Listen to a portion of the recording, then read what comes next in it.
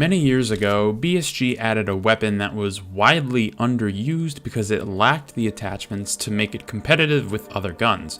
The AK-101 and 102 were some of the least used weapons in the game for a long time, and then they got the love they needed.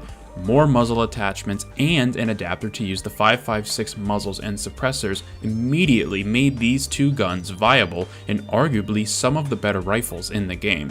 It's always surprised me how much the muzzle on a weapon can drastically affect the stats of it. It's one of the most important parts to making an effective rifle. So it comes as a pleasant shock to me that 5.45 AKs can now also use 5.56 muzzle devices too. This was something I was not expecting. A crossover of calibers like that in this game seems really antithetical to the lore of the game, USEC versus Bear.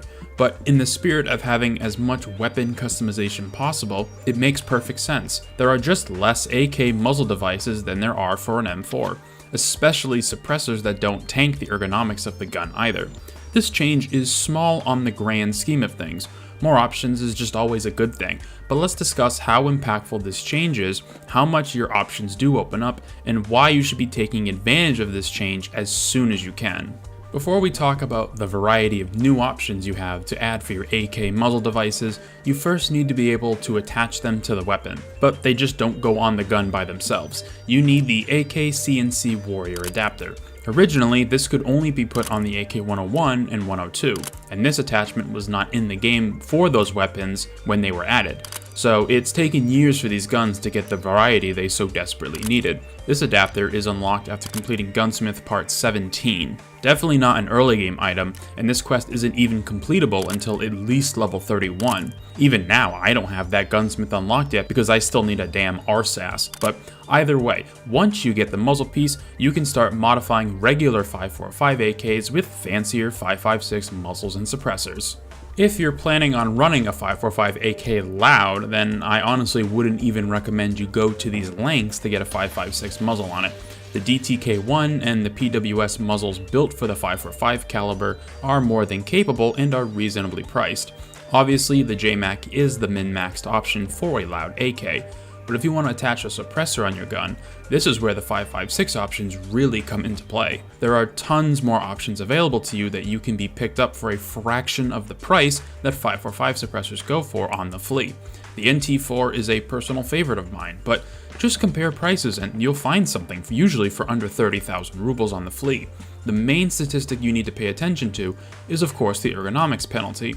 No suppressor has a penalty lower than -17, so you will need to make up the difference with high ergo handguards, foregrips, buttstocks, and the like to compensate for the harsh penalty any of these 5.56 suppressors bring. But it's easy enough to have an AK with a 5.56 suppressor reach over 40 ergonomics. Combine that with the AK CG101 adapter to put 5.56 pistol grips on your AK, and you have a recipe for hybrid weapons that meshes the two calibers better than something like the Mutant. One comparison I wanted to make directly were the two best-in-slot suppressors for 5.45 and 5.56.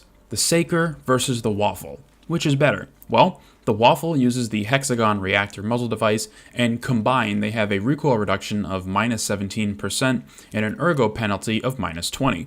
The Saker, on the other hand, uses the ASR muzzle, and combined they have a recoil reduction of -16% and an ergo penalty of -24. So technically, the Waffle is still the best suppressor for your 5.45 AKs, but the Saker is very close behind it and can sometimes be purchased at a fraction of the price on the flea market, so it's worth considering the balance between the two. Whether or not you end up using the best-in-slot items doesn't really matter. There is nothing wrong with having more options to customize your weapons, and being able to blend potentially two different calibers attachments on one weapon is very cool and unique. It's something that, unless you read the patch notes and went out of your way to try and experiment with, you might not even realize you can do unless BSG adds a gunsmith that requires you to do so. The potential for the 5.45 AKs now is huge. Even if, again, you aren't using the best, if you find a 5.56 suppressor, let's say on your scav run, that can now be used on an AK. Something not previously possible. Before this patch, there were only 4, technically 5 usable suppressors for AKs. I say 5 because of the hybrid 46, but it's so bad stat-wise that I only use that on bolt actions. Regardless, being able to simply make more guns because you have more options is at the core of Tarkov. This game, over the years, has only embraced this more and more, and while sometimes it might not make sense in the real world, for the purposes of a game that is essentially gunsmith porn, anytime a class or specific type of weapon gets more attention, I will always take it.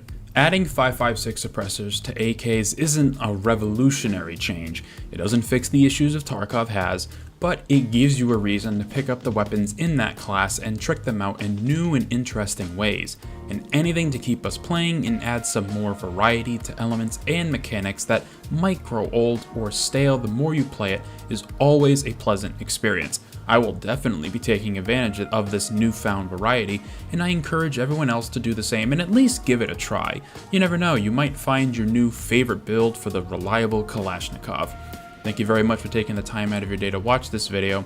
Let me know in the comments down below your thoughts on this change, if you have any new builds you've discovered you enjoy using, and be sure to subscribe for more videos about the little things in Tarkov being changed or added that can really make a huge difference. I hope to see you in future ones.